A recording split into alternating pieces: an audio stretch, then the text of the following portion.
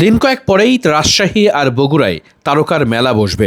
মিরাজ, সোহান, মুস্তাফিজরা খেলবেন সেখানে। ঠিক সে কারণেই ক্রিকেটারদের তোড়জোড় বেড়েছে মিরপুরে। অনুশীলন করতে এসে সাংবাদিকদের কাভার করতে না দেখে কিছুটা অবাকও হয়েছেন রিপন মণ্ডল। তাই তো জিজ্ঞেস করেছেন কেন ভেতরে সাংবাদিকদের দেখা যাচ্ছে না। ইনডোরের গেট থেকে যখন মেহেদী হাসান মিরাজ মূল মাঠ অর্থাৎ মিরপুর শেরেবাংলা জাতীয় ক্রিকেট স্টেডিয়ামের মাঠের দিকে প্রবেশ করছিলেন, তখন একটা ব্যাপার নিশ্চয়ই মনে হয়েছে, এই মিরাজই তো ওয়ানডে টিমের ক্যাপ্টেন। বিসিএলটাও হবে ওয়ানডে ফরম্যাটে, যেখানে তারকা সব ক্রিকেটাররাই নিজেদের প্রমাণের মঞ্চ খুঁজবেন। যারা বিসিএলে ভালো করতে পারবেন নিশ্চিত করেই 1 বছর পর হওয়া ক্রিকেট বিশ্বকাপ 2027-এর তালিকাতে তাদের নাম থাকবে ভালোভাবেই। নুরুল হাসান সোহান থেকে শুরু করে যে ক্রিকেটারদের প্রমাণের সুযোগ আছে এবারের বিসিএলের প্ল্যাটফর্মে। তাই তো নতুন করে রাজশাহী আর বগুড়ার ট্রু উইকেটে এমন টুর্নামেন্ট খেলার আগে নিশ্চিত করেই প্রস্তুতির সর্বোচ্চটাই নিতে চাইছে ক্রিকেটাররা। তাই ইনডোর ব্যবস্থাপনায় নিজেদের প্রস্তুতির যতটুকু সম্ভব সেটাই নিচ্ছেন তারা।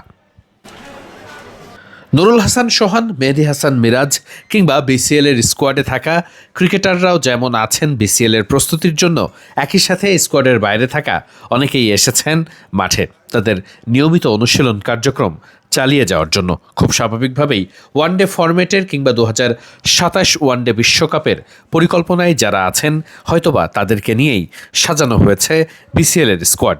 কারণ এই স্কোয়াড থেকেই নির্বাচকরা হয়তোবা 2027 ওয়ানডে বিশ্বকাপের দলের একটা পাইপলাইন তৈরি করবেন। তানজিদ হাসান তামিম পাকিস্তানের নতুন ব্যাট নিয়ে যখন মূল মাঠ থেকে ইনডোরের দিকে হেঁটে আসছিলেন, ঠিক সে সময়টাই মুশফিকুর রহিম অনুশীলন শেষ করে যাচ্ছেন। নতুন ব্যাট দেখে মুশফিকুর রহিম তানজিদ হাসান তামিমের কাছে এগিয়ে গেলেন, সেই ব্যাট দুটো নিজেই চেয়ে দেখলেন। পাকিস্তানের সিএ কোম্পানির কদর তো সবাই জানেন।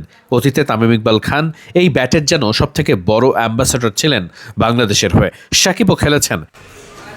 তামিম আর শারিয়ান নাফিস দুজনই তখন হেঁটে আসছিলেন ইনডোরের দিকে। কথা হচ্ছিল, আলাপ হচ্ছিল। অনুশীলনে খালেদ আহমেদদেরকেও দেখা গেছে। এক কথায় পুরো প্যাকেজ। মিরপুর শেরেবাংলা জাতীয় ক্রিকেট স্টেডিয়ামে ক্রিকেটারদের আবারও সরগরম বেড়েছে। মাঝের কয়েকটা দিন বিরতির পর এখন আবারও তারা ফিরেছেন মাঠে, অনুশীলন চালিয়ে যাচ্ছেন।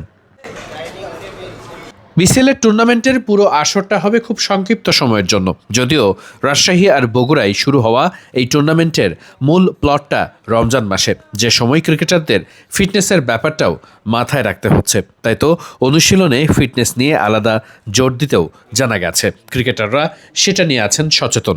ইতিমধ্যেই অনেক ক্রিকেটারই ওমরা পালন করতে আছেন সৌদি আরবে। নির্দিষ্ট সময়ের আগেই তারা পৌঁছে যাবেন দেশে, এরপর যুক্ত হবেন বিসিএলের স্কোয়াডে অনুশীলনে। হোম অফ ক্রিকেট থেকে ক্রিকেটের এটাই সবশেষ আপডেট।